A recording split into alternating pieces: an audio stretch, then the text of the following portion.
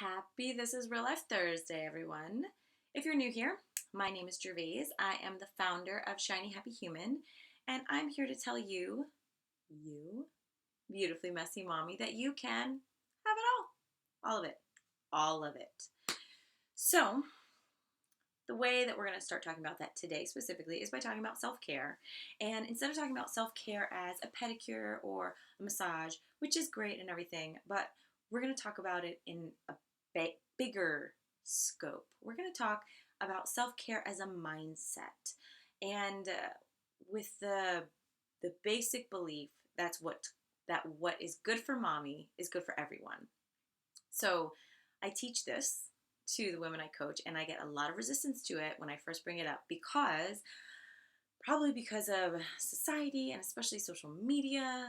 Don't even get me started on social media.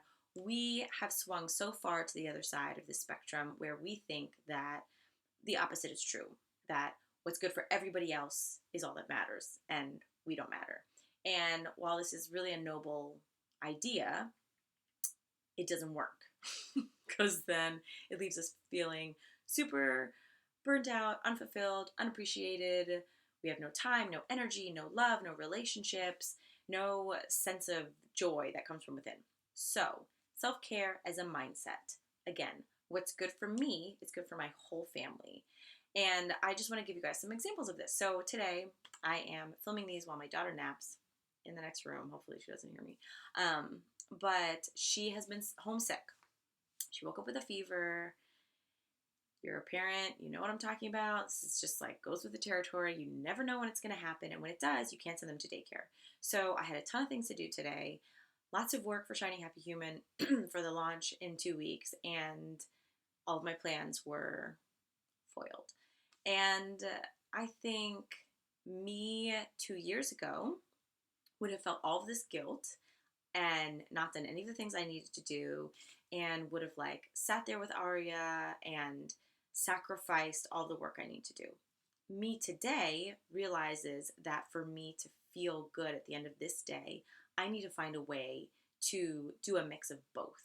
So Aria watched like an hour and a half of movie, and I did the work that I needed to do today, and then we like played and did art and stuff like that, right? So it's that idea that what's good for me is getting, this hour and a half worth of work done no matter the cost. And the cost is Aria watching Daniel Tiger, which is pretty much her best day ever, right? So what's good for me is good for my family, because when I got that done, then I could really focus and be with my daughter and take care of her the way that I would like to when she's not feeling well. And then it happens again at lunch. After lunch, we read books in her room, and I always take a 20-minute nap in the middle of the day. And we fall asleep in her chair. Then I transfer her, and I wake up, and I'm like, all right, I'm ready to take on this day. When I started doing this, I felt so guilty. Like, what do I think I'm doing? Taking a 20-minute nap in the middle of the day. And now I embrace it. I'm like, this is awesome. Like, why would I not take this 20-minute nap? Who am I trying to make a point to? Who am I trying to prove to that I am like this martyr work at home mom that like, slaves away all day? How does that help my husband? How does that help my relationship? It doesn't. Because if that was actually the case, he'd come home and I would A, resent him, B, dump a bunch of stuff on his plate, and C, just be tired and burnt out and not want to be around my family. Instead, I happily take advantage of the opportunity for a nap, and I take that 20-minute nap, and then I wake up and I feel great and I get more work done. And then when Ari wakes up, I'm not tired and grumpy, and I hang out with her, and then my husband comes home, and it perpetuates that ripple effect, right? So again, what's good for me is always good for my family. And I really think that it's like a mindset there. So you recognize that this is something you could feel guilty about, and then you let it go and you just say, what's good for me is good for my family, because it is always, always, always, always, always true.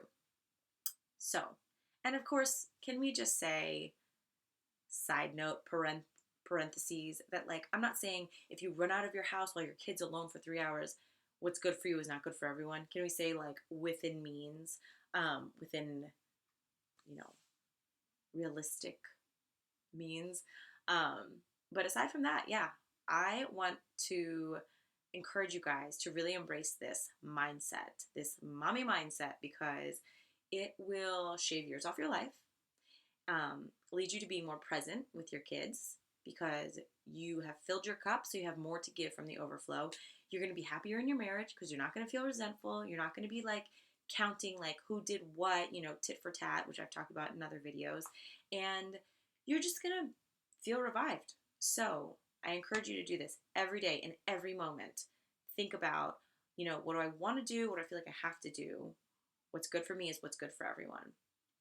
And I want to hear from you guys when you've done this. I want to hear examples because I think some of the times when I teach this to women, they run out of ideas. They're like, "Well, give me examples." Like, I don't even know. It's been so long since I took care of myself. I don't even know how. So let's help them out, shall we? Let's comment and share ways that we do this in our own, mommy journeys, and spread the love and the self care. Spread the self care. Let's just make that a hashtag or something. Anyway, thanks for tuning in. If you haven't subscribed to join the Mommy Movement, we are launching the Mommy Soul Tribe in 2 weeks, and there's a lot of fun prizes and VIP surprises. So make sure you put your name on the list at shinyhappyhuman.com. And I'm so glad you're here. So just take care of yourself because your kids need you, and it's okay for you to put yourself first. The world will thank you for it. All right, that's it.